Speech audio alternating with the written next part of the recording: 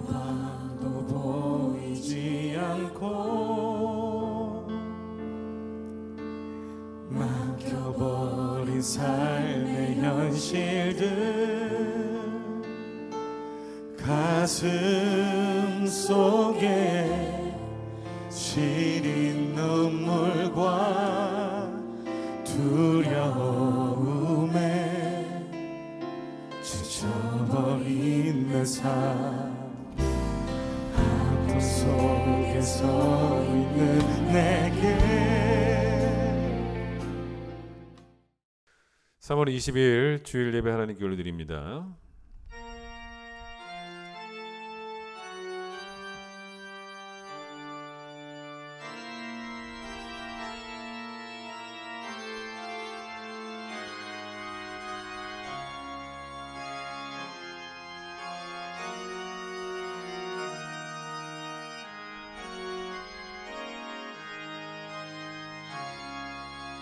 못하게 여호와께 즐거운 찬송을 부를지어다. 기쁨으로 여호와를 섬기며 노래하면서 그의 앞에 나아갈지어다.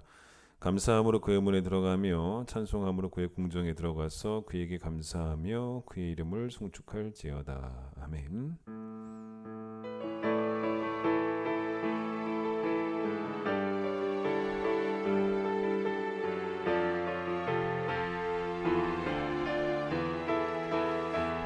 모든 영광과 존귀와 능력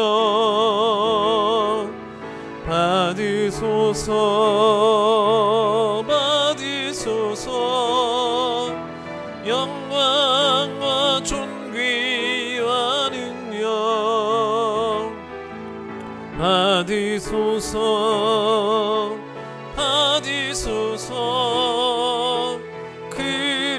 그리스도 살아계신 하나님. 이 시간 우리의 죄를 고백합니다.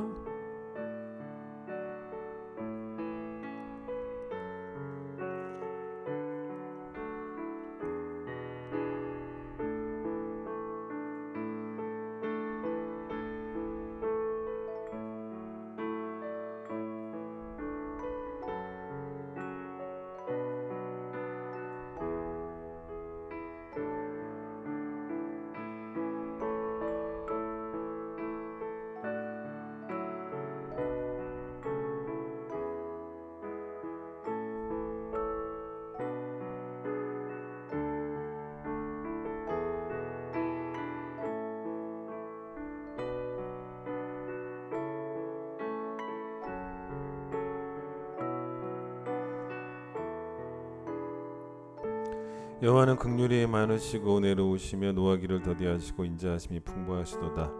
우리의 죄를 따라 우리를 처벌하지는 아니하시며 우리의 죄악을 따라 우리에게 그대로 갚지는 아니하셨으니 동이 서에서 먼 것 같이 우리의 죄가를 우리에게서 멀리 옮기셨느니라. 아멘. 신앙 고백합니다. 나는 전능하신 아버지 하나님 천지의 창조주를 믿습니다. 나는 그의 유일하신 아들 우리 주 예수 그리스도를 믿습니다.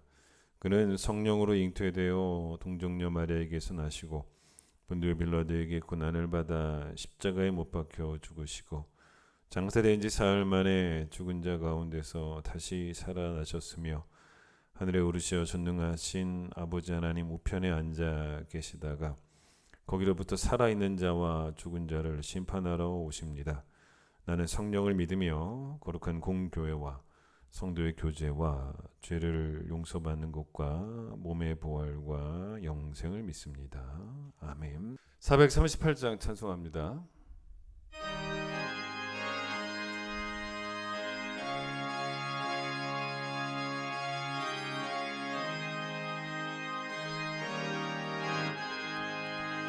내 영혼이 은총 입어 중한 죄 짐 벗고 보니 슬픔 많은 이 세상도 천국으로 바두다. 할렐루야 찬양하세. 내 모든 죄 사함받고 주 예수와 동행하니 그 어디나 하늘나라. 주의 얼굴 뵙기 전에 멀리 뵈던 하늘나라.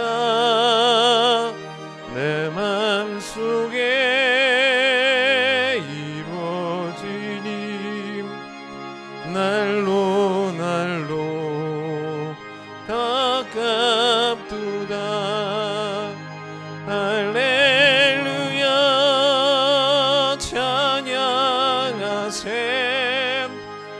내 모든 죄 사함받고 주 예수와 동행하니 그 어디나 하늘나라. 높은 산이 거친 들이 조막이나 궁궐이나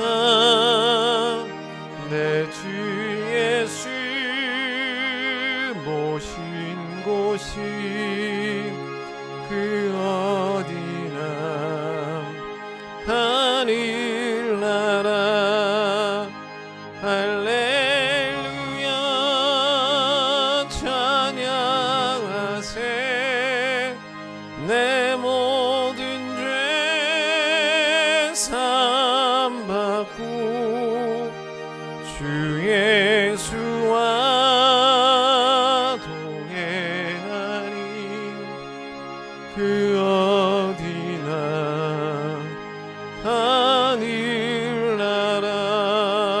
하늘나라. 빌립보서 4장 10절로 20절 말씀 제가 읽겠습니다. 빌립보서 4장 10절로 20절 323페이지. 내가 주 안에서 크게 기뻐하면 너희가 나를 생각하던 것이 이제 다시 싹이 남이니 너희가 또한 이를 위하여 생각은 하였으나 기회가 없었느니라. 내가 궁핍함으로 말하는 것이 아니니라. 어떠한 형편이든지 나는 자족하기를 배웠느니 나는 비천에 처할 줄도 알고 풍부에 처할 줄도 알아. 모든 일 곧 배부름과 배고픔과 풍부와 궁핍에도 처할 줄 아는 일체의 비결을 배웠노라. 내게 능력 주신 자 안에서 내가 모든 것을 할 수 있느니라. 그러나 너희가 내 괴로움에 함께 참여하였으니 잘하였도다. 빌립보 사람들아 너희도 알거니와 복음의 시초에 내가 마게도냐를 떠날 때 주고받는 내 일에 참여한 교회가 너희 외에 아무도 없었느니라. 데살로니가 있을 때에도 너희가 한 번뿐 아니라 두 번이나 나의 쓸 것을 보내었도다. 내가 선물을 구함이 아니요 오직 너희에게 유익하도록 풍성한 열매를 구함이라. 내게는 모든 것이 있고 또 풍부한지라. 에바브로디도 편에 너희가 준 것을 받음으로 내가 풍족하니 이는 받으실 만한 향기로운 제물이요 하나님을 기쁘시게 한 것이라. 너희 하나님이 그리스도 예수 안에서 영광 가운데 그 풍성한 대로 너희 모든 쓸 것을 채우시리라. 하나님 곧 우리 아버지께 세세 무궁하도록 영광을 돌릴지어다. 아멘. 오늘은 이수민 권사님 기도십니다. 기도드리겠습니다. 사랑의 하나님, 은혜를 감사드립니다. 지난 한 주간도 말씀으로 저희를 지켜주시고 거룩한 주일 하나님 앞에 예배드리게 하여 주심에 감사를 드립니다. 주님, 저희들이 일주일 동안 생활하면서 땅에 속한 사람들처럼 지은 죄들이 많음을 고백합니다. 이 시간 용서하여 주시고 내가 가지고 있는 나의 율법이 아닌 하나님의 율법에 편집된 순종이 아닌 온전한 순종의 예배자 될 수 있도록 우리의 심령을 회복시켜 주옵소서. 또한 여호와를 경외하는 것이 우리 삶의 목표가 되게 하시고 디베라 바닷가의 베드로의 고백처럼 주님을 온전히 사랑하여 그 사랑에 보답하는 온전한 회개의 삶 살아내는 성도 되게 하옵소서. 잘못된 확신으로 죄가 죄인지도 인지하지 못하는 어리석음을 깨닫게 하셔서 우리 삶의 중심이 주님 되어 늘 하나님과 동행하는 삶 살게 하옵소서. 주님, 사회 전반적으로 백신 접종자의 수가 늘어감에 따라 서서히 일상으로의 회복을 기대하였지만 확진자의 수가 매일 상상할 수 없을 만큼 늘어나 더욱 불안한 가운데 있습니다. 이러한 때에 우리 성도님들이 또 우리 교회가 해야 할 일이 무엇인지 알 수 있도록 지혜를 주옵소서. 불안한 상황에 두려움에 사로잡혀 우리 가족만 나만 생각하는 이기적인 성도의 모습이 아닌 주님의 긍휼과 치유의 손길을 기대하며 이웃을 위해 교회를 위해 나라를 위해 기도하는 성도 되게 하옵소서. 내가 하고 싶은 일이 아닌 성도로서 마땅히 해야 할 일에 열심을 내게 하시고 내가 한다라는 교만한 마음 내려놓고 오직 주님만 의지하며 주의 일을 행하는 큰 기쁨의 성도 되게 하옵소서. 또한 주님, 지금 강원도와 경북 지역의 화재로 인하여 많은 사람들이 고통 가운데 있습니다. 그곳에 찾아가 주셔서 그 낙심한 마음을 위로하여 주시고 주님의 방법으로 그 상황들을 해결하여 주옵소서.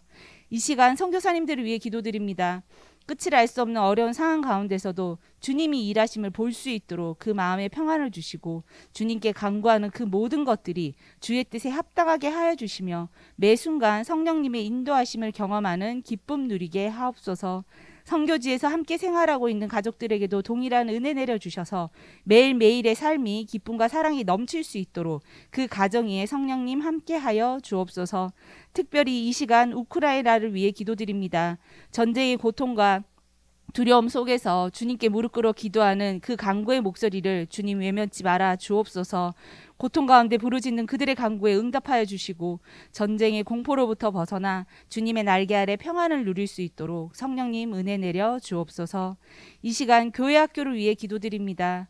코로나로 아직 어려운 상황 가운데 있지만 주님이 함께 하심을 믿으며 교육자와 교사들이 기도하며 예배를 준비하게 하시고 나의 힘과 나의 노력이 아닌 오직 주님만 의지하며 주님의 마음으로 아이들을 섬기게 하옵소서. 성전에 나온 아이들 한 사람도 빈 마음으로 돌아가지 않도록 예배 가운데 성령님 임재하여 주시고 다니엘처럼 굳건한 믿음 주셔서 어떠한 상황에서도 세상과 타협하지 않고 주님의 자녀로 믿음을 지켜 선한 영향력을 끼치는 아이들로 자라날 수 있도록 성령님 함께하여 주옵소서. 이 시간 환우들을 위해 기도드립니다. 몸이 아파 예배 자리에 오지 못한 성도님들, 그리고 아픈 몸으로 주님의 위로를 구하며 예배의 자리에 나온 성도님들, 그들의 마음을 주께서 위로하여 주시고 조급함으로 주의 응답을 간구하는 것이 아니라 잠잠히 주님의 때에 주님의 방법으로 나에게 행하실 일들을 소망 중에 바라볼 수 있는 넉넉한 믿음 허락하옵소서. 이제 말씀을 듣습니다. 귀한 말씀 선포되어질 때 성령님 함께 하셔서 전하는 자나 듣는 자 모두에게 귀한 은혜의 시간 되게 하시고 말씀 듣고 세상으로 나아갈 때 세상에 스며드는 성도가 아니라 세상에서 그리스도의 모습을 보여 그 행실로 주님 나라 확장에 쓰임받는 큰 기쁨의 성도 될 수 있도록 주께서 저희들의 생각을 말씀에 집중하게 하옵소서. 사순절을 보내고 있습니다. 우리 죄를 대신하여 피 흘려주신 주님의 은혜를 다시금 기억하는 시간 되게 하시고 우리를 어떤 상황에도 고아와 같이 버려두지 않겠다고 약속하신 주님의 그 신실하신 약속을 믿으며 부활을 준비하는 우리 큰 기쁨의 성도 될 수 있도록 주께서 은혜 내려 주옵소서. 내년 돌아오는 부활절이 아닌 소망으로 기대하며 기다리는 부활절 될 수 있도록 기도와 묵상으로 사순절을 경건하게 보낼 수 있도록 주께서 그 마음을 지켜 주옵소서. 사랑합니다. 감사합니다. 십자가에 죽기까지 우리를 사랑하신 예수님의 이름으로 기도드렸습니다. 아멘.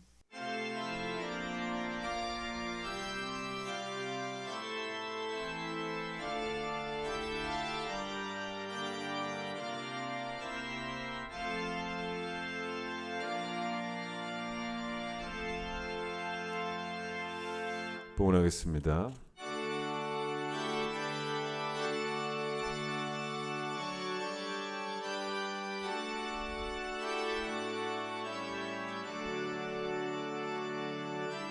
내게 있는 모든 것을 아낌없이 드리네. 사랑하고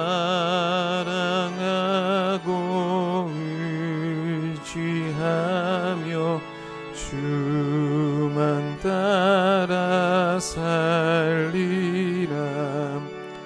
주께 드리네,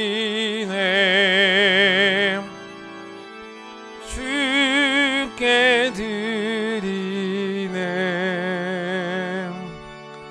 사랑하는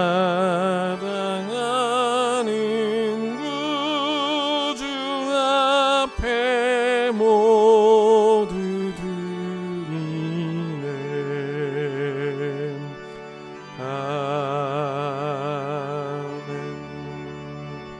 하나님 감사합니다. 거룩한 주의 날 허락하여 주셔서 오늘도 주 앞에 나와 예배하게 하심을 감사합니다. 우리가 드리는 예배가 하나님이 기뻐 받으신 예배가 될 수 있도록 우리의 중심이 하나님께로 향하게 하여 주시고 온전한 헌신을 결단하는 예배가 되게 하여 주시며 거룩한 삶을 결단하는 예배가 되게 하여 주시고 십자가를 자랑하고 복음을 기뻐하는 것을 늘 우리의 삶의 매일매일의 일상이 될 수 있도록 축복하여 주셔서 삶의 자리에서 하나님을 영화롭게 하는 복음에 합당한 삶을 살아가는 복음을 기뻐하는 우리 모두가 될 수 있도록 축복하여 주시옵소서.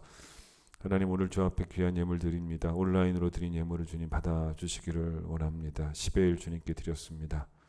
또 감사의 예물도 드렸습니다. 이웃을 위한 헌금도 있습니다. 하나님께만 소망을 두기에 하나님께로 받은 것이기에 모든 것이 하나님께로부터 왔기에 그 신앙의 고백들을 담아 하나님께 드립니다. 받아주시옵소서. 예수님 이름으로 기도드립니다. 아멘.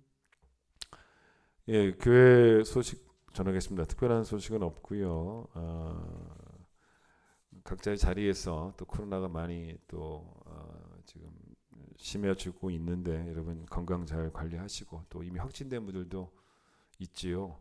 또 빨리 회복하셔서 빨리 우리 교회 예배의 자리에서 함께 뵐 수 있게 되기를 기다리겠습니다. 특순 있습니다.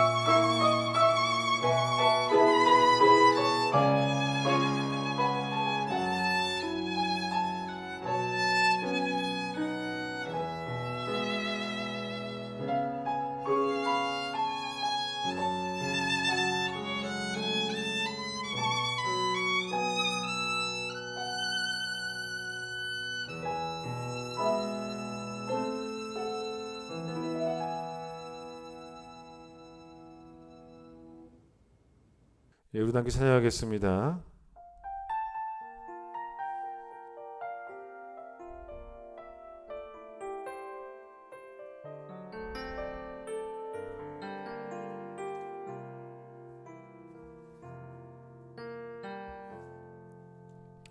둘러봐도 보이지 않고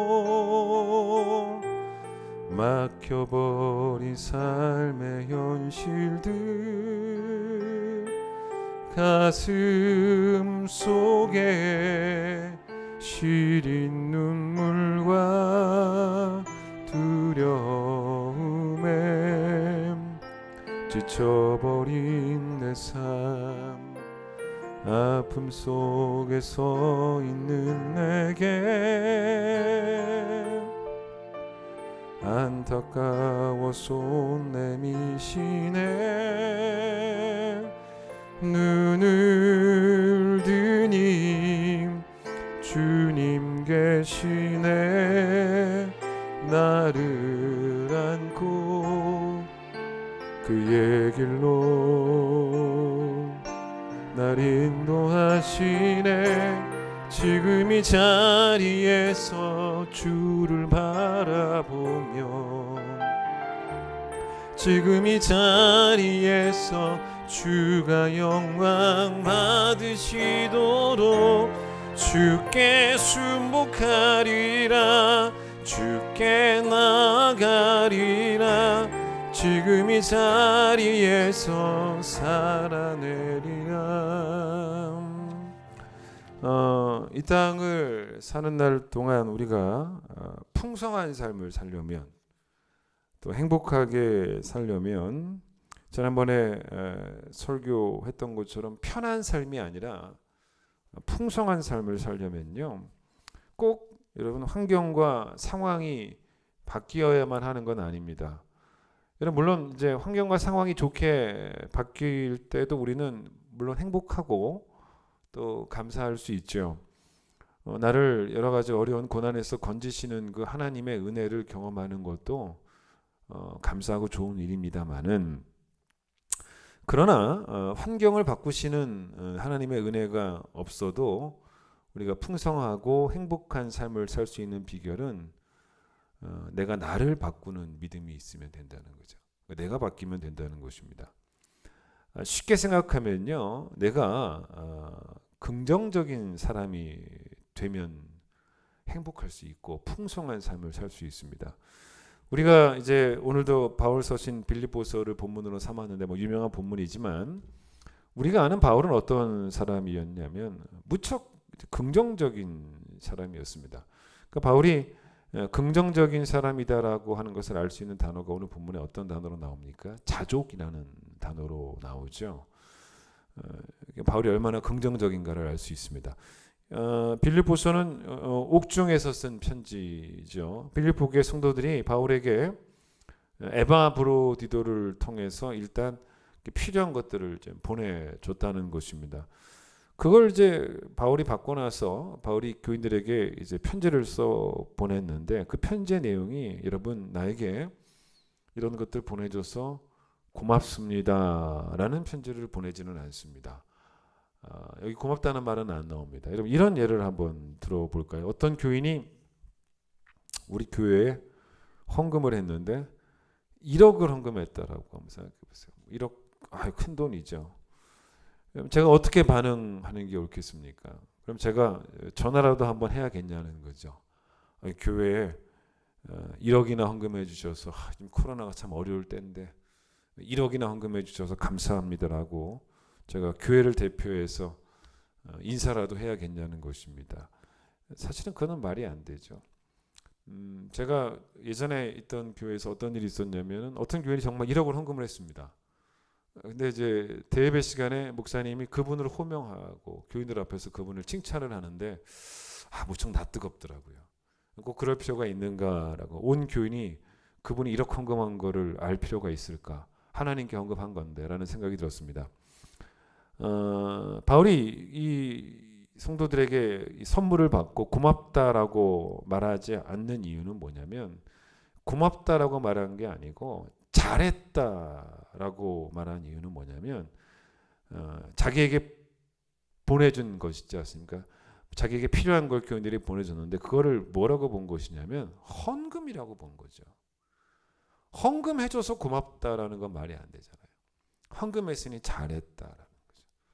여러분 우리 가운데 헌금하기 싫어가지고 막 목사님이 헌금 설교만 해도 막 짜증내는 사람들이 있는데 헌금이 그 뭐 어렵다고 말입니다. 근데 바울이 사람들이 워낙 이 헌금을 어려워하는 걸 아니까 그 헌금한 것에 대해서 잘했다라고 칭찬을 해주는 거죠. 그건 가능하죠. 왜냐하면 바울에게 보내준 것은 일종의 요즘으로 말하면 선교 헌금이죠.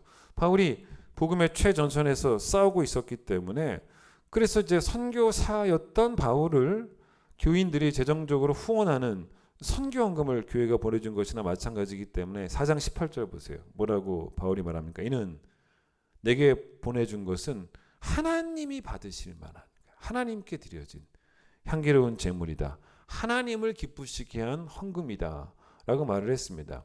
그래서 14절 보세요. 성도들에게 고맙다라고 말한 게 아니고 뭐라 그럽니까? 너희가 내 괴로움에 함께 참여하였으니 내 선교사역에 동참해 주었으니 뭐했다? 잘했다라고 칭찬을 해주는 거죠. 그러니까 교인들이 헌금에 대한 성경적 가르침을 배운 대로 또 바울이 가르친 대로 실천을 잘해서 칭찬해 준 거죠. 목회자가 성도들이 신앙생활을 잘하면 칭찬해 주기도 하고 또 잘못하면 뭐 혼내기도 하는 거죠. 고맙다라고 말할 건 사실은 아닌 거죠. 근데 바울이 이제 성도들에게 헌금 생활만 가르치지는 않았습니다. 헌금 생활만 가르치면 그것도 문제가 되지만 바울은 이제 헌금 생활도 가르친 거죠. 그러니까 목회자가 돈에 대한 설교만 하면 잘못된 것이지만 돈에 대한 설교만 안 해도 뭐 그것도 잘못된 것이죠. 그래서 바울이 그가 설교하고 가르친 대로 성도들이 헌금하는 그 믿음을 봤을 때 또 칭찬해 줬고 동시에 이 본문은 뭐도 들어있냐면 자기 자신도 성도들에게 어떤 믿음의 본을 보여주고 있어요.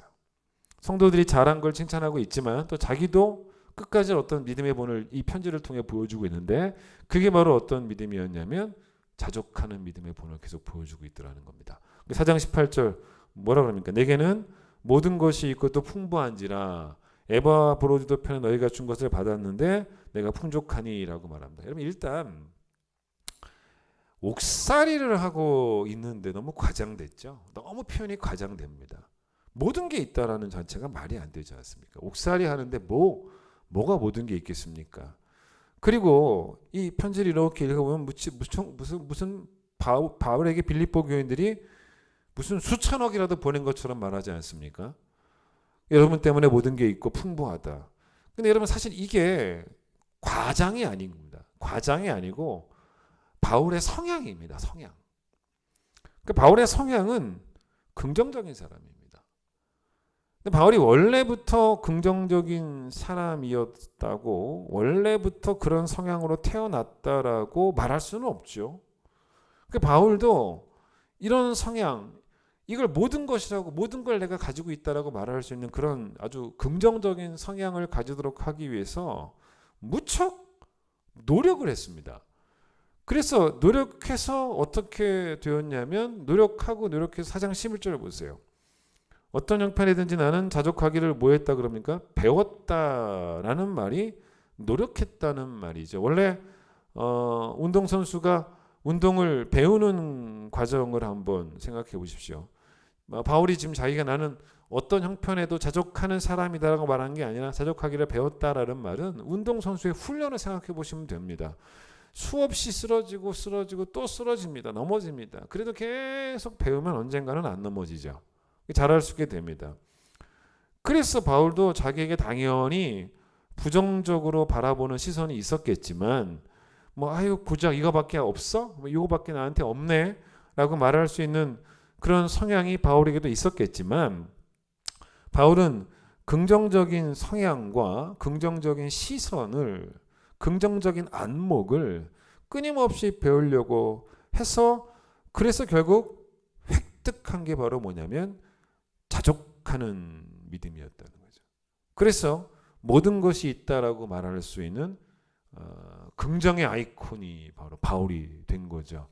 게다가 바울은 이 자족하는 거를요, 뭐라고 말하고 있냐면 12절 끝에 보시면 비결이라고 말할 정도로, 여러분 이 비결이 얼마나 좋은 단어입니까? 정말 우리 생각하는 그런 비결 있지 않습니까? 근데 바울은 터득한 비결이 뭐냐면 돈 버는 비결이 아니고 자족하는 비결. 너무 귀한 진리를 얻게 되었다는 거죠. 그렇게 바울은 성향이 좋은 사람으로 변화되었다는 것입니다. 여러분 구원을 받은 성도들은 두 가지 부류의 성도들이 있을 수가 있죠. 첫 번째는 바울처럼 예수를 내가 얻었기에 모든 것 얻었다라고 말할 수 있는 그런 긍정적인 성도들도 물론 있겠지만 성향이 바뀐 거죠. 그러나 여전히 예수를 믿어도 옛사람을 벗어버리지 못하고 내가 예수밖에 얻은 게 뭐가 있느냐, 예수를 얻었기에 모든 것을 얻었다가 아니고 예수밖에 얻은 게 뭐가 있느냐라고 말하는 성도들도 있더라는 거죠. 자꾸 여러분 뭐 환경 탓하지 마시고 하나님 탓도 하지 마시고 남 탓도 하지 마시고 문제는 내가 지독하게 안 바뀌고 있다는 겁니다. 나만 바뀌면요 비결을 배우게 되는 거죠. 그렇게 되면요 비결을 터득한 내가 되면 눈을 들어서 사방 어디를 봐도 보이는 것마다 하나님의 은혜입니다. 디모데전서 4장 4절에 바울이 그런 말 했지 않습니까? 하나님이 지으신 모든 것이 선하다라는 분명한 진리를 선포합니다. 근데 그게 왜 선하지 않습니까? 선하지 않으니까 사람들이 자꾸 버리려고 하죠. 선하지 않아서 버리는 게 아니고 뭐라고 말합니까? 하나님께 지으신 모든 것이 선한데 감사함으로 받으면 버릴 게 없다라는 거죠. 그러니까 왜 자꾸 내게 있는 걸 버릴까? 이건 뭐 대단치도 않은 그냥 버려야 마땅한 뭐 그런 것이라고 생각하는 것은 뭐냐면 정말 이게 가치가 없는 버릴 만한 것이어서가 아니라 내게 감사함으로 받는 태도가 없기 때문이라는 거죠. 여러분 천지창조를 생각해 보세요. 하나님이 세상을 창조하시고 보시기에 좋았다라고 계속 말씀하시고 난 다음에 또 아담과 하와까지 창조하시고 아담과 하와에게 에덴 동산이라고 하는 뭐 너무 근사한 거주지를 허락을 해주셨습니다. 얼마나 좋은 곳이었습니까? 한번 가보고 싶을 정도로, 그죠? 여러분 거기 가면 뭐 동산에 있는 모든 열매들을 먹어도 되지 않습니까? 요즘 따먹었다가는 뭐 도둑놈 취급받는데 거기는 가면 다 먹을 수 있고 한번 가보고 싶지 않습니까? 얼마나 좋은 곳이에요. 뭐 부족한 게 없죠. 근데 여러분 아담과 하와가 언제부터 이 에덴 동산이 자기들 눈에 부족한 땅이 되었냐면 자기들이 먹지 못하는 열매가 있다는 걸 안 순간부터였습니다. 그 전까지는 에덴 동산은 더 이상 그들에게 참 좋은 살기 좋은 동산이었는데 그들의 시선이 바뀐 거죠. 못 먹는 게 있네. 그러니까 다 먹을 수 있는 줄 알았는데 못 먹은 게 있다. 못 먹는 게 있다라는 것에 시선이 딱 꽂히니까 너무너무 이 에덴 동산은 자기들에게 부족함이 많은 그런 동산이 될 수밖에 없었다는 것입니다. 바뀐 건 하나님도 아니고 형편과 상황도 아닙니다. 하나님 보시기에 좋은 그런 환경이었어요. 그러나 아무리 하나님 보시기에 보세요. 좋은 환경이어도 그게 창조잖아요. 보시기에 좋았다. 아무리 하나님 보시기에 좋은 환경이어도 아담과 하와가 변질이 돼버리니까 그때부터는 이 땅이 안 좋아 보이는, 에덴 동산이 안 좋아 보이는 거죠. 철저하게 아담과 하와의 문제였다는 겁니다. 그래서 여러분 빌립보서 4장에서 바울이 10절 오늘 본문 이하가 바로 자족하는 믿음을 이야기했지만 이 자족하는 믿음을 이야기하기 전에 바울이 했던 기도가 하나 있습니다. 6절 7절이죠. 보세요. 뭘 기도합니까? 아무것도 염려하지 말고 다만 모든 일에 기도와 간구로 너희 구할 것을 감사함으로 아뢰면 모든 지각에 뛰어난 하나님의 평강이 보세요. 뭐라 그럽니까? 그리스도 예수 안에서 너희 뭐와 뭐를 마음과 생각을 지키시리라. 이게 되니까 뒤가 나오는 거예요. 그러니까 내 마음과 내 생각을 지켜주세요라고 기도를 하니 그 뒤에 게 나오는 거예요. 그러니 어떤 환경을 만나도 늘 좋은 마음으로, 늘 좋은 생각으로 그 상황을 바라보고 그 상황을 해석을 할 수 있는 그런 믿음이 생기더라는 것입니다. 세월을 아끼라라는 말씀도 결국 빨리 행복하게 살라는 거예요. 빨리 시간 낭비하지 말고 빨리 지금부터 당장 풍성한 삶을 살라는 것입니다. 다른 환경과 상황이 다 바뀔 때까지 기다리지 말라는 거예요. 그러면 세월 낭비한다는 것입니다. 빨리 행복하게 살려면 지금 환경과 지금 상황 속에서도 하나님의 선하심을 발견하기만 하면 된다는 거예요. 그런 시선이 있기만 하면 된다는 것입니다. 대표적인 경우가 여러분 요셉이죠. 요셉이 애굽의 국무총리가 되었지만 애굽의 국무총리가 된 이후부터 그의 영혼이 평안해졌고 영혼이 부유해졌고 영혼이 기뻐했고 그게 아니었죠. 언제부터 이 요셉은 행복했습니까? 해석이 잘 된 시점부터예요. 해석이 잘 된 시점부터. 현상은 뭐 비참해도 해석이 잘 되니까, 좋은 관점으로 좋은 해석을 만들어내니까 형들이 애굽에 자기를 판 것이라는 그런 해석을 만들어내지 않았고 하나님이 자기를 형들보다 먼저 애굽으로 보내셨다라는 해석으로 버텨냈던, 행복하게 하루하루를 살았던 다윗도 그랬죠. 시편 23편에서 여호와는 나의 목자시니 내가 부족함이 없고 나를 푸른 초장과 쉴만한 물가로 인도하시는 그런 여호와, 얼마나 이야기가 좋습니까? 근데 그 다음 뭐라 그래요? 사망의 음침한 골짜기를 다닐지라도 라는 말을 합니다. 그때 다윗은 뭘 합니까? 남들이 보지 못하는 걸 보면서 마음과 생각을 지켜내죠. 그게 뭡니까? 주께서 나와 함께 하심이라. 그러니까 대부분의 사람들에게는 사망의 음침한 골짜기 이상으로 보이는 게 없어요. 딱 그거예요. 딱 그 정도밖에. 그거는 그냥 보이는 대로 해석이 됩니다. 그냥 사망의 음침한 골짜기인 거예요. 근데 다윗은 기필코 그 상황 속에서 하나님의 선하심을 찾아내지 않습니까? 그게 뭐였습니까? 임마누엘이었죠. 임마누엘이었습니다. 그러니까 남들이 보지 못하는 것을 보는 관점. 그래서 그걸 가지고 해석하는 힘. 자기를 판 형들만 보인 게 아니고 애굽으로 자기를 보내신 하나님을 볼 수 있는 그 시선. 그래서 요셉에게 바른 해석이 가능해서 마음의 평안과 행복과 풍성한 삶을 살 수 있었던 것처럼 다윗에게도 바른 해석의 힘이 있었기 때문에 사망의 음침한 골짜기를 사망의 음침한 골짜기로만 본 게 아니라 주께서 함께 하시는 은혜의 골짜기로까지 볼 수 있었던 영적 안목, 영적인 관점, 그런 것들이 세상과 다르고 그 관점이 성경적이고 그 관점이 바뀌니까 내가 바뀌는 거죠. 해석이 바뀌니까 내가 바뀌는 거죠. 팩트는 안 바뀝니다. 팩트가 바뀌느냐 이거예요. 여러분, 팩트가 바뀌느냐 관점이 바뀌느냐의 문제인 거죠. 자, 늘 보던 나뭇잎이 있는데요, 어느 날 이렇게 딱 보니까요, 막 햇살이 비쳐가지고 막 이 나뭇잎이 막 보석처럼 반짝반짝 빛나 보일 때가 있죠. 여러분, 왜 다른 때는 그렇게 안 보였는데 그날은 햇살이 비쳐서 왜 이렇게 반짝 빛나 보일까요? 사실은 정확히 알 필요가 있어요. 그날만 햇살이 비쳤던 것은 아니었다는 거죠. 햇살이 비친 날은 물론 비 오는 날은 안 그랬겠지만 햇살이 비친 날은 여러 날이었어요. 근데 그날 왜 그렇게 보였겠습니까? 이유는 간단해요. 그날 내 마음이 좋았던 거죠. 그날 좋은 일이 있었나 보죠. 그날 내 마음이 좋으면 그게 보이는 거예요. 원래 늘 그랬는데 못 봤지 않습니까? 내 마음이 어두우니까. 여러분, 우리 교인 중에 어떤 교인 한 분이 계신데, 제가 이분 때문에 은혜를 받았습니다. 이분이 우리 교회 오신 지가 벌써 꽤 되셨어요. 이분이 2014년 4월에 우리 교회에 등록하셨으니까 벌써 8년을 우리 교회에 다니신 분입니다. 이분이 처음 우리 교회 오셨을 때 어떤 상황이었냐면 그냥 어두웠어요. 머리부터 발끝까지 어두웠습니다.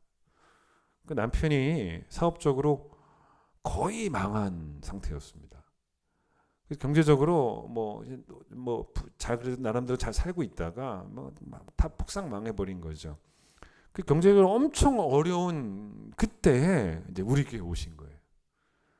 그래서인지 뭐 얼굴 표정도 나 지금 고난 중에 있소가 그냥 그대로 읽혀지는 이제 그런 상황이었습니다. 자, 그런데요, 제 얘기 들어보세요. 하나님이 이 역전의 하나님이 되신 거죠.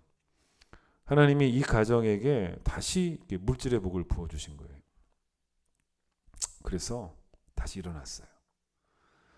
그래서 지금 여러분 이 가정은 그 남편분이 직원을 남편분도 물론 신앙생활을 잘 하세요. 직원을 수십 명 있는 거느리고 있는 그런 회사의 이제 대표가 된 겁니다. 아주 이제 뭐 돈도 잘 버는 편이고 얼마나 감사한 일입니까? 그렇죠? 여러분들 듣고 기분 좋으시죠? 배 아프세요? 네, 기분 좋으시죠? 이쯤 되면 이번에 저에게 이제 신앙 고백 해야 되는 게 하나 있지 않습니까? 목사님, 제가 정말 큰 기쁨 교회를 잘 온 것 같습니다. 그 전에 너무 우리 가정이 어려웠는데 제가 큰 기쁨 교회를 만나서 복 주시는 하나님을 만난 것 같습니다. 하나님이 다시 우리 가정에게 물질의 복을 주셔서 다시 이렇게 세워 주셨습니다. 하나님 역전시켜 주셨어요. 뭐 그래야 될 것 같지 않습니까? 그죠? 근데 이분이 저에게 큰 기쁨 교회를 잘 만난 이유를 저한테 이야기를 해주시는데 뭐라고 이야기해 주시냐면 저는 이분의 말을 어떻게 듣고 이분의 말을 듣고 너무너무 제가 이제 감동이 됐던 게 뭐라고 말하냐면 목사님, 저는 지난 8년 동안 이 교회를 통해서 자족을 배웠습니다. 라고 얘기하더라고요. 자족을 배웠습니다. 가장 많이 배운 게 자족입니다. 이 교회에 와서 제일 많이 들은 설교가 자족입니다.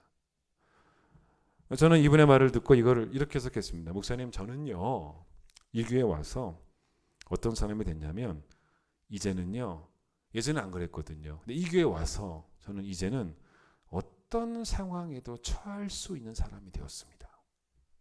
그 고백인 거예요. 부하게 하시든 가난하게 하시든 이 교회에 와서 보여줬습니다가 아니에요.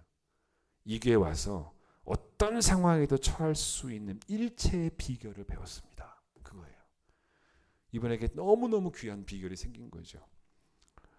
가난하게 하시든 부하게 하시든 하나님의 선하심을 보고 기뻐할 수 있는 믿음을 이 교회를 통해 배웠습니다. 그런 말씀인 거죠. 매주 듣던 설교 말씀을 통해 배웠습니다. 예전에는 잘 되게 해주실 때만 하나님이 선하시다고 생각했던 저였지만 또 그렇게 배우기도 했지만 이제는 아닙니다.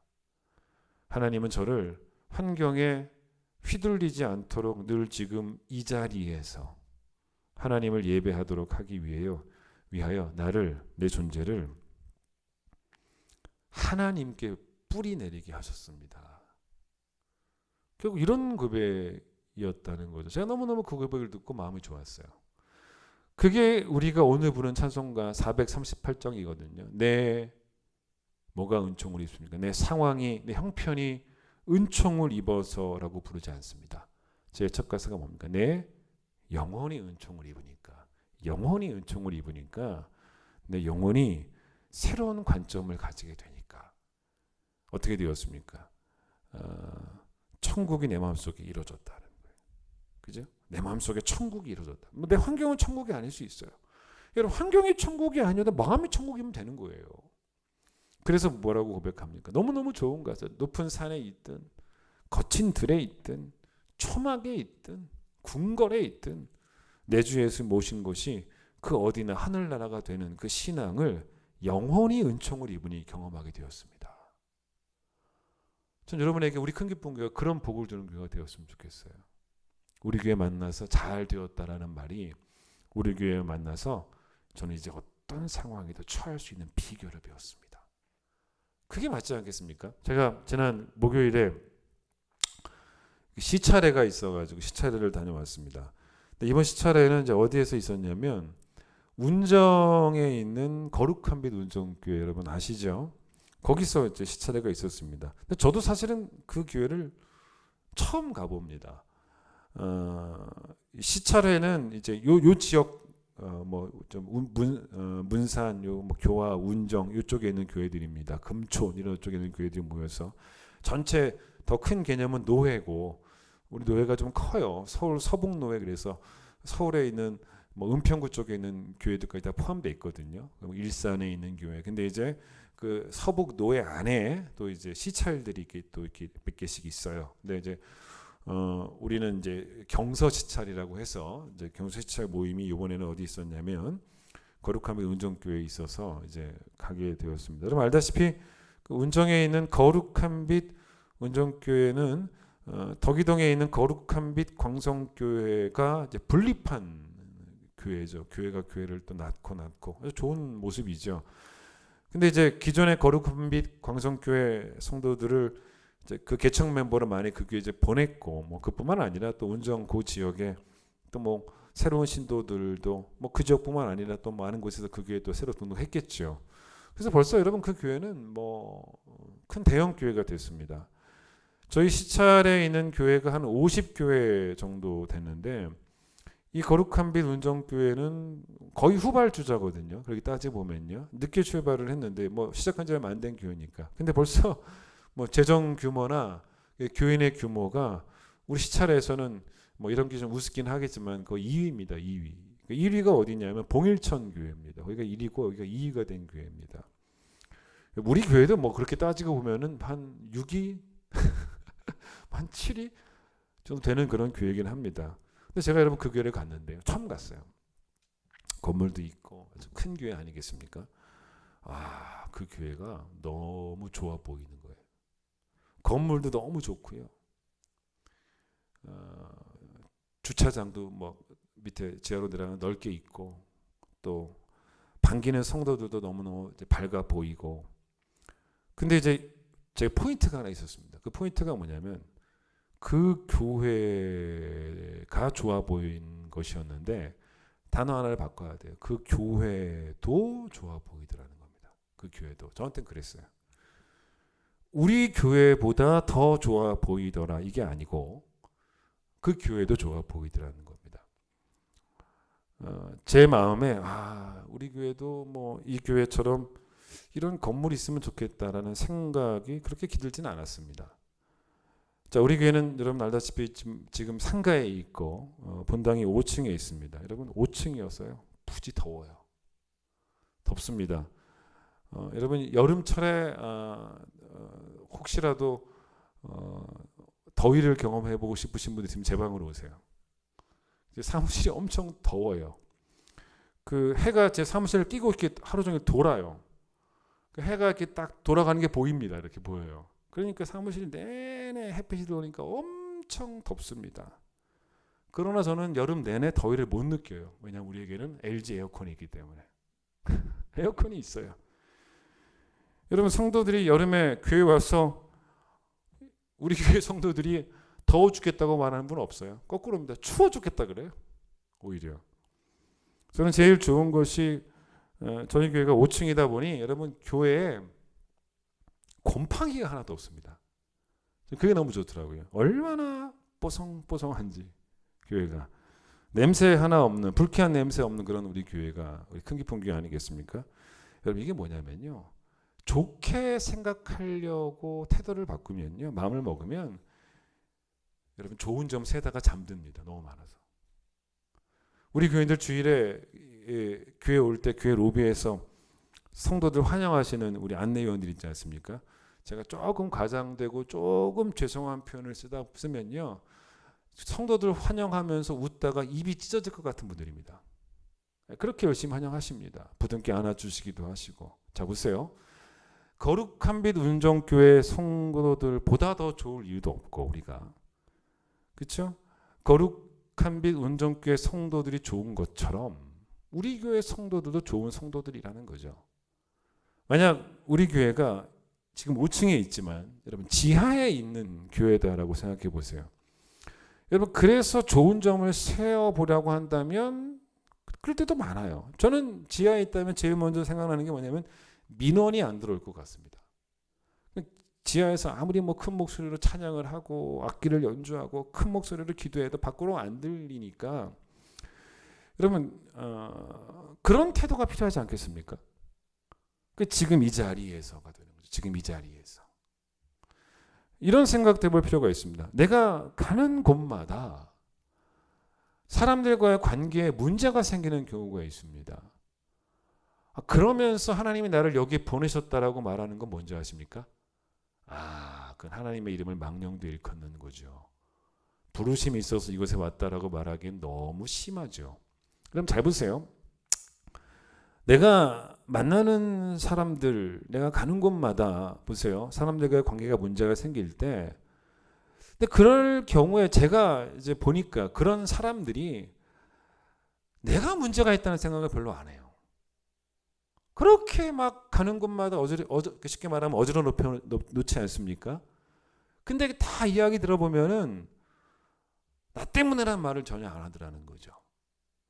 그래서 저는 그런 분들을 볼 때마다 왜 하나님은 그 사람이 늘 그렇게 이상한 사람들만 만나게 해주실까라고 저는 생각하지 않아요. 아니 그 사람에게는 늘 이상한 사람만 만나는 불행이 계속되는 유독 그런 사람이겠습니까? 유독 그 사람만, 유독 나만 만남의 축복이 없는 것일까요? 과연 그럴까요, 여러분? 이 교회 사람들이 이상해요. 그래서 저 교회 갔어요. 몇 달 있다 들리는 소식이 뭐겠습니까? 저 교회 사람들이 이상하다고 하고 있더라는 거죠. 또 딴 교회 가요. 또 그때는 또 그 교회 사람이 이상한 거죠. 여러분 지금 이 자리에서 실패한 사람이 다른 곳에 가서 성공하겠습니까? 좋은 사람을 만나는 복도 물론 우리에게 필요한 복이겠지만 그거보다 더 중요한 복은요. 내가 먼저 좋은 사람이 되는 복을 구해야죠. 하나님 나라는요. 다른 어딘가에 세워져 하는 것이 아닙니다. 지금 이 자리에 하나님 나라가 세워져야 되는데 여기는 하나님 나라인데 이러면서 하나님 나라로 내가 찾아 들어가는 게 아니고 내가 숨쉬며 살고 있는 곳을 하나님 나라로 변화시켜야 되는 것이 맞는 거죠. 자, 관점의 차이가 얼마나 비참한 결과를 만들어내는지 아주 유명한 이야기가 뭡니까? 가데스 바네아입니다. 가데스 바네아입니다. 결국 그 가데스 바네아가 뭐냐면 그 가데스 바네아의 관점의 차이 때문에 결국은 가나안에 들어가고 못 들어가고 결정이 되지 않았습니까, 여러분? 이게 얼마나 중요하고 무서운 이야기인지는 아셔야 돼요. 자, 가데스 바네아에서 가나안을 정복하기 위해서 거기를 정탐하고 온 12명의 정탐꾼들의 이야기는 10명과 2명이 전혀 다른 해석을 합니다. 전혀 다른 해석이 왜 나왔습니까?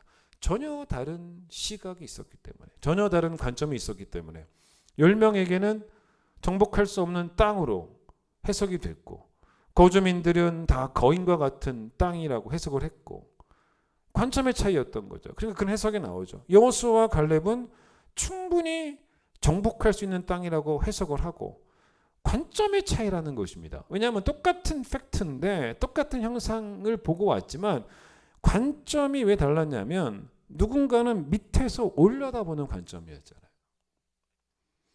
여러분 밑에서 올려다보면 다 거인처럼 보여요. 그들이 아무리 거인이어도 올려다보면 더 거인처럼 보입니다. 올려다보면. 그런데 누군가는 10명은 밑에서 위로 올려다봤잖아요. 그게 관점이에요. 그러니까 해석이 이기지 못하는 우리는 메뚜기인.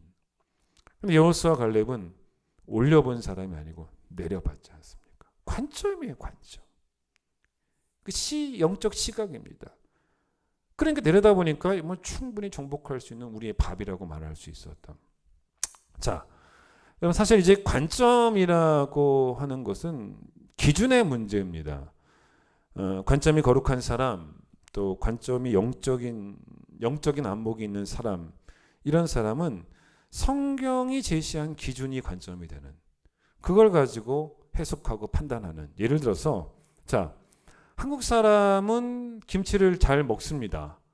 그런데 그런 관점으로 그게 기준이죠. 다 김치 먹잖아요. 근데 그런 관점으로 김치를 못 먹는 다른 나라 사람들을 바라보면요, 왜 못 먹지라고 해석할 수밖에 없는. 이걸 왜 못 먹지? 이걸 왜 못 먹지라고밖에 그들을 이해할 수도 없는. 참 이상한 사람이라는 해석을 할 수밖에 없다는 것입니다. 저희 애들도 그렇고 여러분 자녀도 그럴걸요. 여러분 자녀들도 뭐 엽떡 이런 거 좋아하지 않습니까? 집사님도 엽떡 좋아하세요, 두 분? 두 분은 다 싫어하는 거예요. 애들만 좋아하는 것 같아요. 저도 그렇게 좋아하지는 않습니다. 떡볶이가 뭐 10,000원, 20,000원 하는 시대니까요. 근데 그 엽기 떡볶이라는 게 보니까 이 그 맵기 레벨이 있더만요. 뭐 착한 맛, 뭐 몇 단계까지는 정확히 모르겠는데 원체 매운 걸 잘 먹는 사람은 뭐 그게 만약 엽기 떡볶이가 만약에 뭐 3단계까지 있다. 전 잘 모르겠어요. 3단계까지 있다고 하면요. 2단계가 기준이 되는 사람, 2단계도 충분히 먹을 수 있는 사람은 3단계다 먹을 만한 거예요. 근데 가장 순한 맛이 기준인 사람은 그게 기준이면요. 3단계는 도저히 먹지 못할 음식으로 해석이 됩니다. 그러니까 이건 기준의 문제라는 것입니다. 여러분, 그 제가 수요일 날 했던 이야기인데 김동호 목사님 책에서 하나 인용했습니다. 영락교회 고등부를 목사님이 맡아서 봉사하실 때 교사 수가 약 220명이었다는 것입니다. 근데 이들의 평균 근속 연수가 15년이었다는 거죠. 자, 이렇게 되면요. 이 교회의 모든 판단의 기준은 15년이에요. 사실은. 평균이 15년이니까. 그 관점으로 이렇게 바라보면서 해석이 되는 거예요. 15년을 기준으로. 근데 이제 이 교회가 해마다 10년 근속한 교사들을 표창을 했다는 것입니다.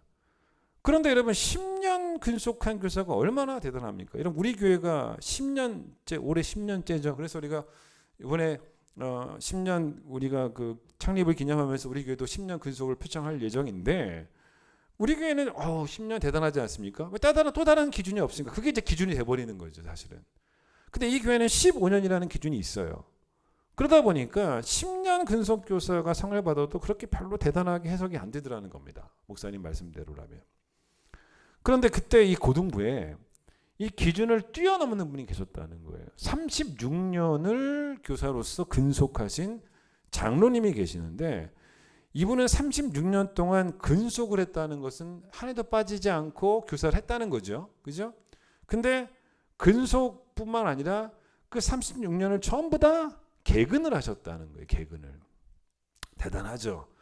이것도 대단한데 하나 더 뭐냐면 게다가 36년 동안 모든 예배에 단 한 번도 지각도 안 하셨다는 것입니다.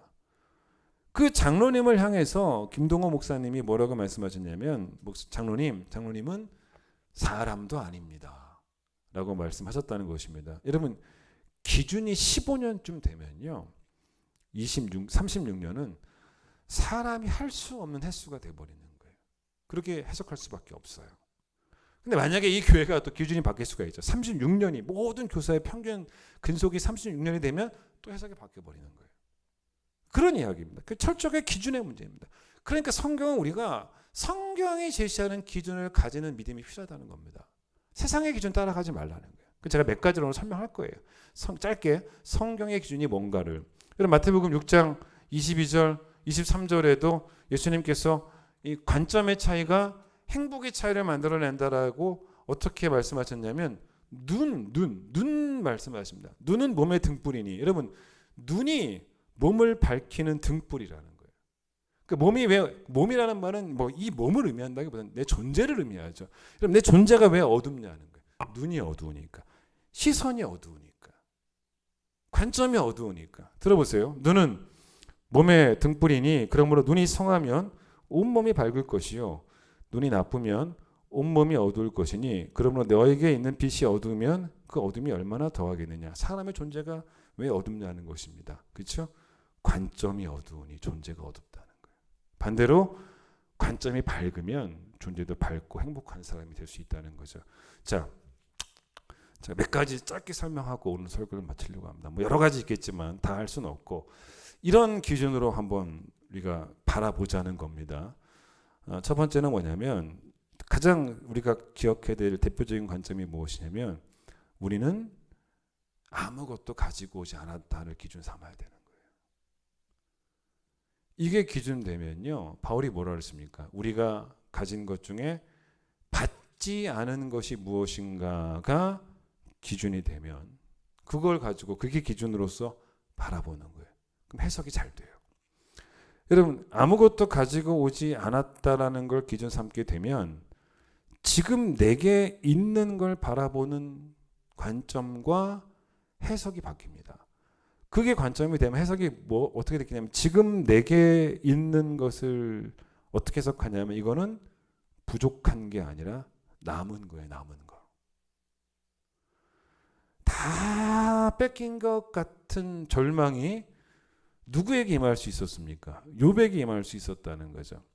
그때 욥이 불렀던 노래가 있었지 않습니까? 욥기 1장 21절 뭐라고 고백합니까? 난 어차피 못해서 알몸으로 나왔다는 거예요.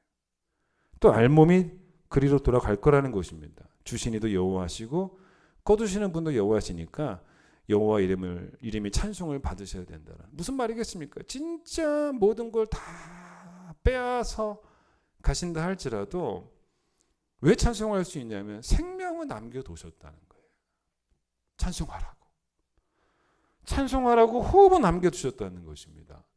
여러분 아무것도 가지고 온 것이 없다라는 것이 기준되어서 그 관점으로 바라보면 오늘의 일들을 해석하는 그 해석이 아름다운 해석이 될 수밖에 없다는 거죠.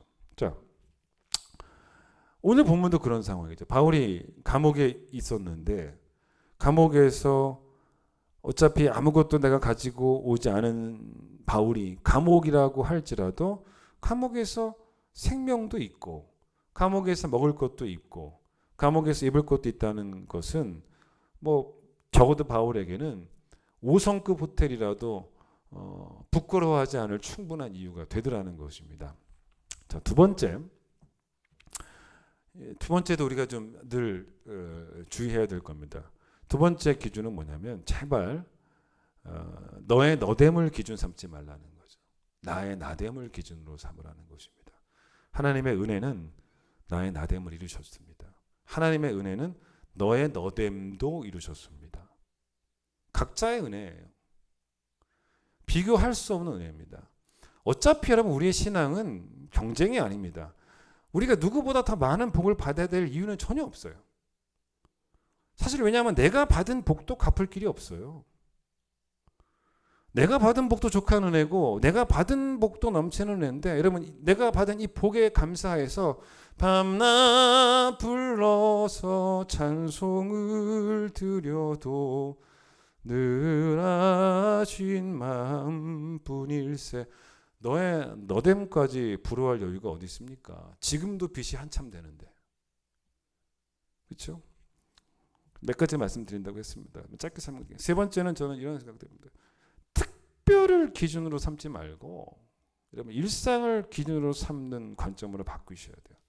예레미야가 3장 23절에서 예레미야가 뭐라 하냐면 주의 은혜가 아침마다 새롭다라는 고백을 합니다. 그러면 하나님이 예레미야에게 아침마다 무슨 특별한 일을 보여주셨기 때문에 아침마다 주의 은혜가 그에게 새로웠겠습니까? 아닙니다.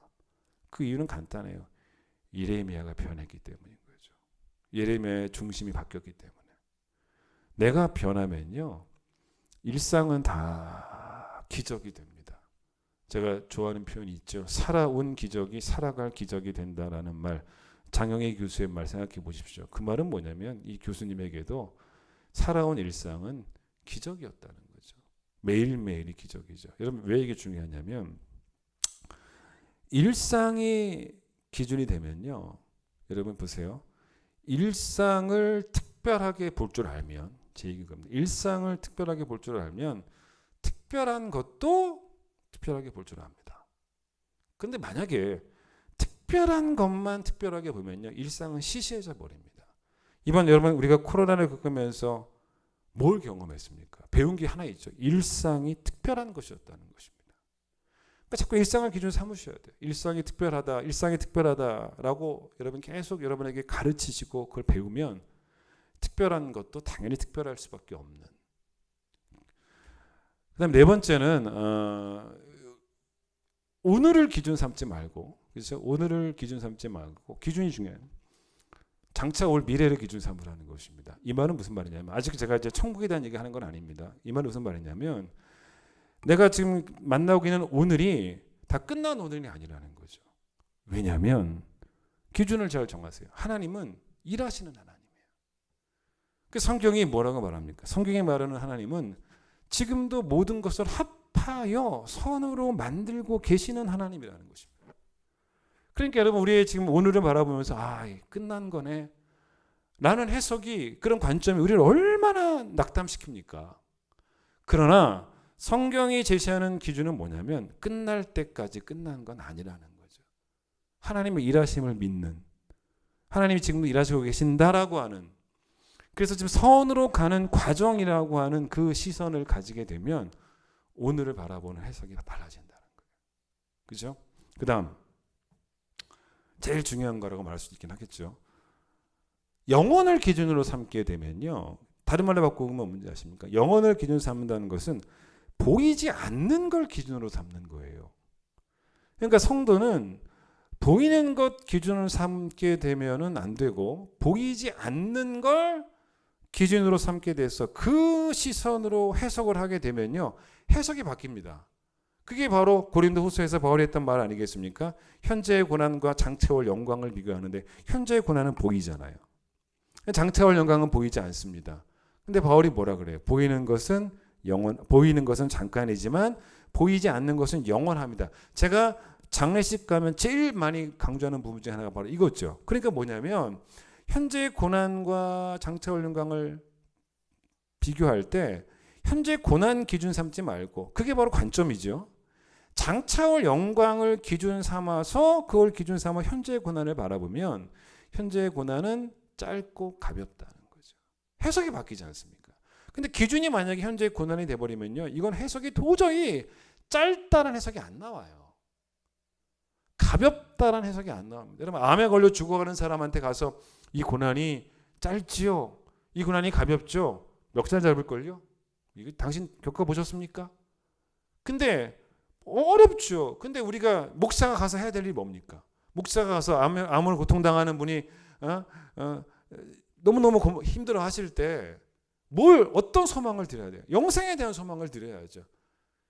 그래서 시선을 좀 바꿔보시라는 거죠. 장차올 영광을 바라보는 그걸 기준 삼는 시선으로 현재 걸 바라보라고. 보이지 않는 걸 보면서 보이는 걸 보라고. 그게 기준이라는 거죠. 그죠? 그 다음에 또 하나 제가 강조하고 싶은 것은, 기준을 여러분 지금 사랑할 사람을 기준 삼으십시오. 우린 자꾸 앞으로 내가 다른 사람들을 만나면 이 사람들이 아니고 다른 사람들을 만나면 난 사랑할 수 있을 것 같아 라고 하는 그 태도가 우리를 망하게 하는 거예요. 여러분, 사랑은 지금 이 자리에서 그 사람들과 성공해야 되는 거예요. 이 교회 식구들과. 이게 기준이에요. 여기서 성공해야 다른 데 가도 보내심 받는 거지, 여기서 실패한 사람을 하나님께서 어디에 보내시겠습니까? 마지막으로 고린도후서 5장을 보고 마치겠습니다. 자, 요거를 보고 오늘 설교를 마치려고 합니다. 5장 15절 16절 보세요. 모든 사람을 대신하여 죽으심은 살아있는 자들로 하여금 다시는 그들 자신을 위하여 살지 않고 오직 그들을 대신하여 죽었다가 다시 살아나신 이를 위하여 살게 하려 함이라. 그러므로 그 다음 보세요. 우리가 이제부터는 어떤 사람도 육신을 따라 알지 아니하노라. 이 본문을 보고 마치겠습니다. 지금 이 바울의 이 태도를 좀 볼 필요가 있는 게, 바울의 기준이 바뀐 거예요. 자, 바울의 기준이 어떻게 바뀌었냐면, 바울이 예수 그리스도를 만나기 전까지는 자기 자신의 삶의 목표가 뭐였냐면 나를 위하여였습니다. 나를 위하여. 그렇죠? 여러분, 이 나를 위하여라는 목표를 가지고 세상 사람들을 바라보세요. 그러면 그게 기준되면, 여러분 잘 보세요. 나를 위하여가 기준되면요, 세상 사람들은 다 뭐로 보이냐면 경쟁자로 해석이 됩니다. 내가 이겨야 되는. 여러분, 그런데 15절에 바울이 뭐라 그럽니까? 예수께서 나를 대신해서 죽으시면 살아있는 자들이 다시는 나를 위해 살지 않고 예수를 위해 살도록 하시기 위해서 예수께서 우리를 위해 죽으셨다는 거죠. 즉 바울은 십자가 사건을 경험하고 나서 삶의 목표가 바뀌었습니다. 그게 바로 뭐냐면 14절이에요. 그리스도의 사랑이 우리를 강권하시도다라는 말이 무슨 말이냐면 십자가의 사랑을 경험하고 나니까 그리스도를 위하여 사는 것 외에는 달리 방법이 없더라는 거예요. 강권이란 말이 그 말 아니겠습니까? 여러분, 누가 여러분에게 막 강권한다는 말은 다른 걸 선택할 수가 없더라는 겁니다. 그걸 할 수밖에 없는. 그러니까 이제는 내가 그리스도를 위하여 사는 삶을 말고는 다른 삶을 선택할 수 없는 그런 지경에 이르렀다는 거예요. 자, 그럼 보세요. 바울이 보세요. 예전에 예수 그리스도를 만나기 전에는 기준이 뭐였냐면 그의 기준이 자기 자신을 위한 삶이었습니다. 그렇게 되니까 그 기준으로 바라보니까 모든 사람이 경쟁자죠. 맞죠? 이겨야 되는. 근데 여러분, 신앙의 세계는 경쟁이 필요 없는 게 그게 바로 16절이에요. 그러므로 뭐라 그럽니까? 목표가 바뀌니 이제부터는 어떤 사람도 뭘 따라 알지 않겠다? 육신을 따라 알지 않겠다. 이 말이 무슨 말이냐면 사람들을 바라볼 때 그 사람이 가진 스펙, 그 사람이 가진 능력, 그 사람이 가지고 있는 업적 이런 거를 따라 사람을 평가하지 않겠다는 거예요. 왜냐? 보세요. 목표가 나를 위하여라면 그 사람들의 스펙이 중요한 거예요. 내가 그 사람들의 스펙을 이겨야 되니까. 그 사람들의 육신을 내가 이겨야 되니까. 내가 그 사람들보다 더 뛰어난 사람이 되어야 되니까. 그러나 바뀌는 거예요. 내 삶의 목표가 주를 위하여라는 목표로 바뀌면 이 세상에 특별히 교회 안에서 만나는 모든 사람들은 아무도 우리에게 경쟁자가 아니라는 거예요. 동역자일 뿐이라는 것입니다. 그러니까 사람들을 바라보는 관점이 바뀌고 그들 한 사람 한 사람 해석하는 것이 경쟁자가 아닌 동역자로 해석을 할 수 있는, 왜냐하면 관점 바뀌니까. 이렇게 환경과 상황은 그대로지만 우리의 시선이, 우리의 안목이, 우리의 관점이 바뀌면 우리 삶이 훨씬 더 부유해지고 풍성해지고 건강해집니다. 그런 복이 여러분 모두에게 임하기를 간절히 축원드리겠습니다. 찬양하겠습니다.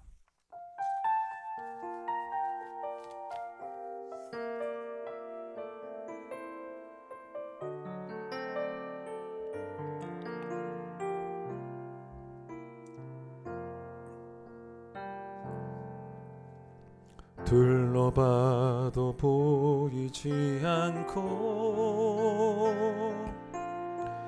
막혀버린 삶의 현실들,